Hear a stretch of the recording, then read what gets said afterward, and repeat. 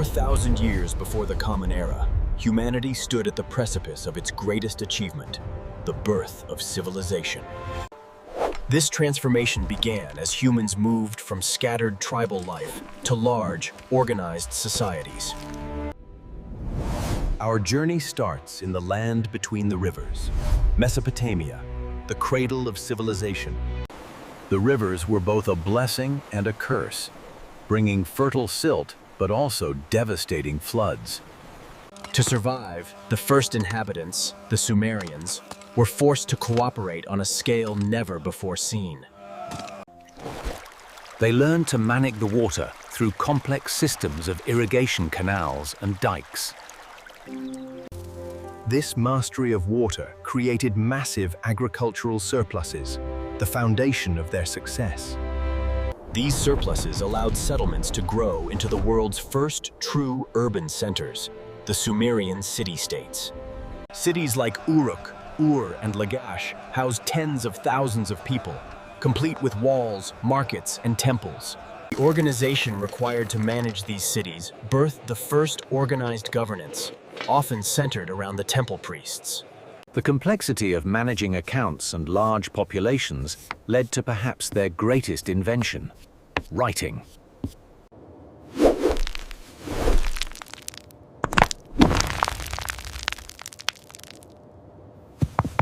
Trade flourished.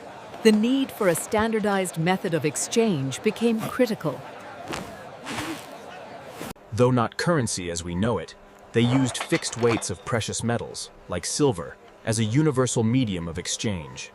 Other profound inventions changed their daily life, including the wheel, which revolutionized transport and warfare. They entered the Bronze Age, replacing soft copper tools with the harder, more durable alloy of bronze. But the city-states often warred. Their independent nature fueled centuries of conflict and shifting dominance. This constant warfare eventually gave rise to the first empires, most notably the Akkadian Empire. Sargon united the rival city-states under a single rule, stretching his influence further than any ruler before him. Centuries later, the great ruler Hammurabi of Babylon established a famous legal code that enshrined the principle of. The Code of Hammurabi provided a crucial pillar of stability and fairness in a complex society. Across the Sinai Desert, another river was nurturing an equally powerful civilization, the Nile Valley.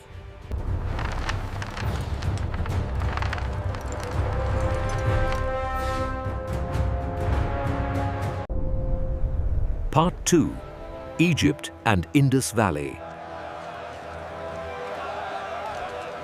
Unlike the volatile rivers of Mesopotamia, the Nile River flooded with incredible regularity every year.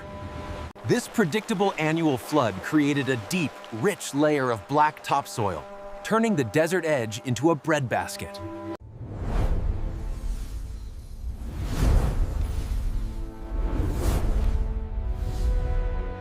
The ruler, the pharaoh, was seen not just as a king, but as a living god, maintaining Ma'at, the divine order. The stability of the Old Kingdom allowed the pharaohs to command vast resources for monumental building projects, the pyramids. Like the Sumerians, the Egyptians developed a sophisticated writing system, hieroglyphs, used for both. The centralized, godlike authority of the pharaoh enabled the creation of a powerful and efficient bureaucracy. They developed extensive trade networks, using gold and standardized lengths of linen as units of value. Moving further east, we encounter the mysterious civilization of the Indus Valley.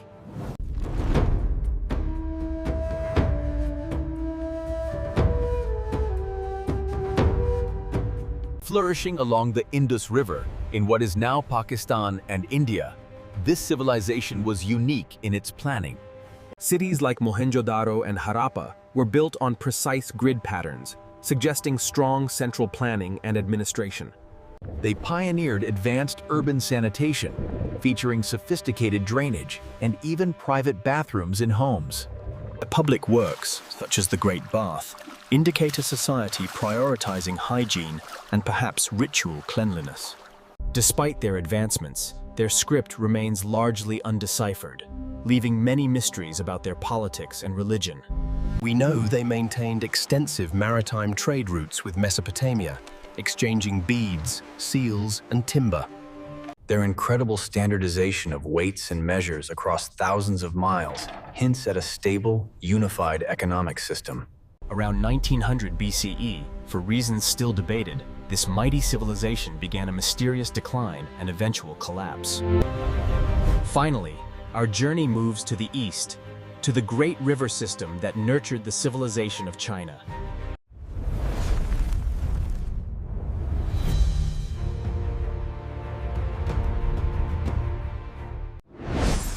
Phần 3. Trung Hoa và sự phát triển tiền tệ. Along the unpredictable, silt-laden Yellow River, the earliest centralized dynasties of China emerged. The legendary Xia dynasty is credited with organizing the massive labor needed to control the river's devastating floods. Power was centered around a divine monarch, who acted as the essential link between the earthly world and the spiritual forces. The Shang Dynasty. 1600 BCE. This practice led to the creation of their unique and enduring writing system, which unified the diverse regions. The Shang dynasty excelled in bronze working, creating magnificent ritual vessels that symbolized power and communication with the ancestors. They pioneered the production of silk, establishing a luxury commodity that would eventually connect China to the rest of the world. By the second millennium BCE, these four distinct civilizations had simultaneously achieved complexity through parallel paths. A universal truth: every major civilization was born from the stability and resources provided by its great river systems. The need for record-keeping propelled the invention of sophisticated writing systems, allowing knowledge and law to endure. A universal challenge was trade and taxation, requiring the development of reliable systems of weights and standardized units of value. The use of precious metals like silver, or even standardized amounts of grain or copper, served as proto-currency. In China, objects like shells and tools transitioned into representative currency, simplifying complex bartering. This reliance on portable, recognized value allowed their economies to expand far beyond simple local exchange. The need to manage resources, armies, and law necessitated the first professional bureaucracies. These administrative machines controlled every aspect of civic life, from farming schedules to the distribution of rations. This level of organization also fostered early scientific achievements, particularly in astronomy and mathematics. The Sumerians' base 60 system is still evident in how we measure time and circles today. Egyptian medicine, surprisingly advanced, documented surgical procedures, and a deep understanding of human anatomy. Throughout this era, bronze metallurgy dominated, providing the technological edge for both building and defense.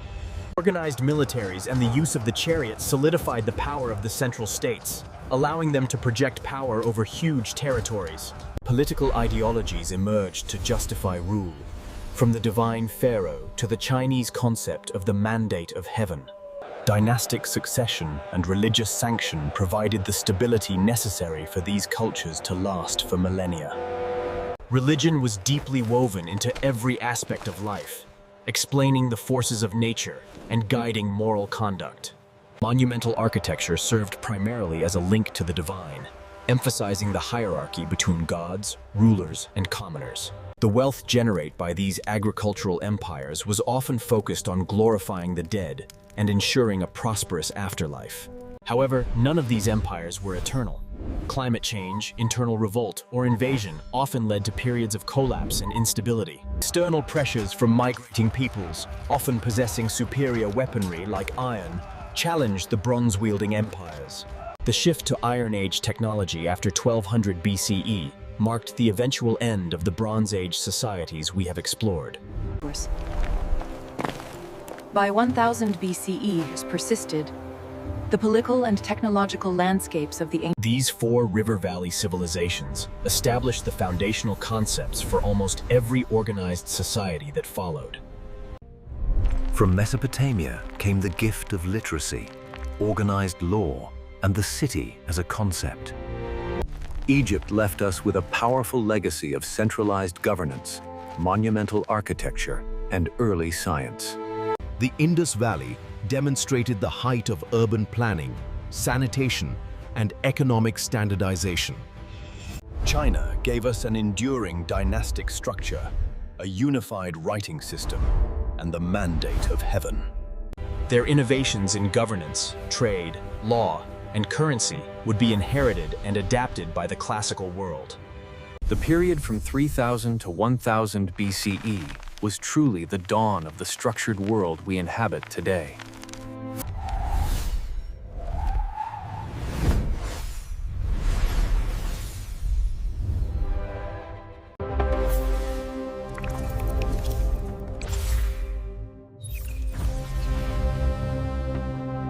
Turning to Mesopotamia, the core of their farming success lay in specialized, cheap copper tools and cooperative digging. Land ownership was complex, with a large portion controlled by the temple and palace, which managed the central economy. The shekel, a standardized weight of silver, became the most reliable medium of exchange for large transactions across the region. They invented interest and debt. Money lending became an established part of urban economic life.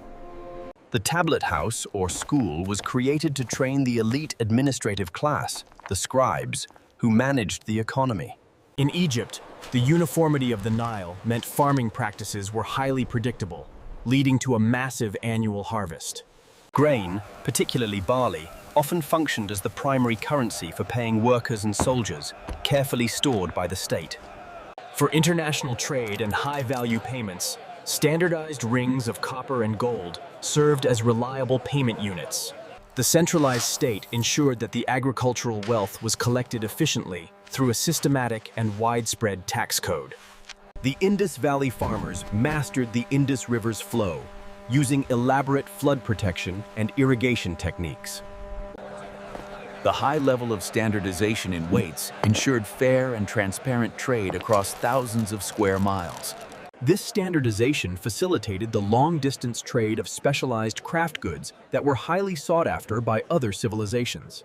In the Yellow River Valley, the fertile loess soil was perfect for millet and later rice, forming the basis of their food supply. Early in the Shang era, valuable cowrie shells from the coast became a common medium of exchange, symbolizing wealth and value. As their civilization matured, proto-coins in the shape of tools evolved, foreshadowing the later invention of true coinage. It must be noted that the immense wealth and projects of this era were often built on the foundation of forced labor and slavery. 4 different experiments in human organization, all reaching similar conclusions about administration, money, and power. The seeds of our modern world, our cities, our laws, our markets, and our money were all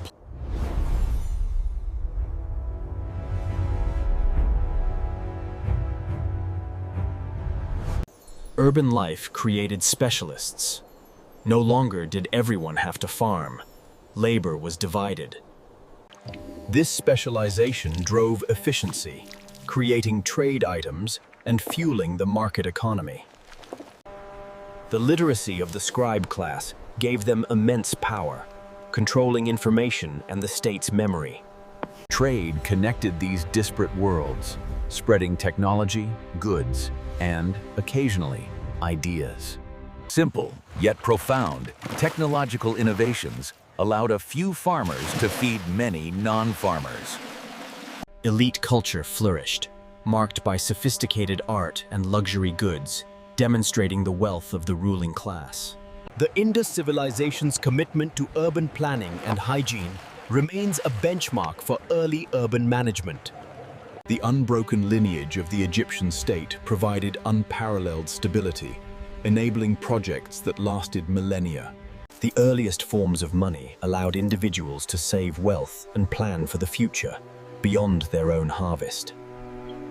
Unfortunately, the organized power and superior technology also meant organized warfare became endemic. Cities required formidable defenses, indicating the high stakes of losing control over land and resources. The formalized justice system moved society away from tribal vendettas towards state-controlled law and order.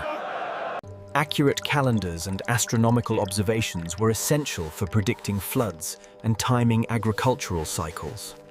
From the great temples to the humblest market stall, every corner of life was governed by rules established in this era. The achievements of 3000 to 1000 BCE did not vanish. They became the substructure of Western and Eastern civilization.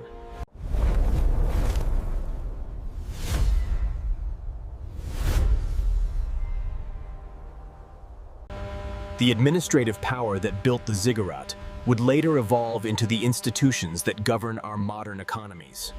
The abstract concept of standardized, transferable value, the essence of money, is their most enduring invention.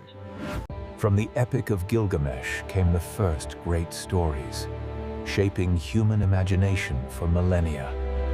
Education, though elite, was structured to perpetuate the highly complex social and administrative structures. Ritual and ancestor worship provided the moral framework that unified diverse groups under a single ruling family. The eventual decline of the Indus Valley serves as a stark warning of the power of environmental change over.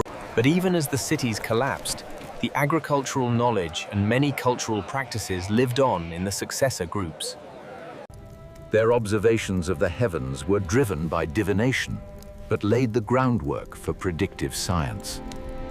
The divine legitimacy of the ruler ensured that massive public works and taxes were accepted without widespread dissent. The meticulous record-keeping made the bureaucratic state the most powerful entity in the ancient world. For 2,000 years, these four centers existed as the world's leading lights of innovation and civilization. It all began with the ability to turn a challenging environment into a consistent source of food. The vast distances separating them were overcome by the immense human drive for trade and discovery. They risked incredible danger to exchange goods, bringing foreign wealth and culture back to their homelands. Yet, life was also filled with simple pleasures and shared experiences, much like our own today. Civilization provided protection, law, and the opportunity for stability that had been impossible for their nomadic ancestors. The concept of accumulating value that could be used later, the core of personal finance, was born here. The Bronze Age laid the irreversible foundation.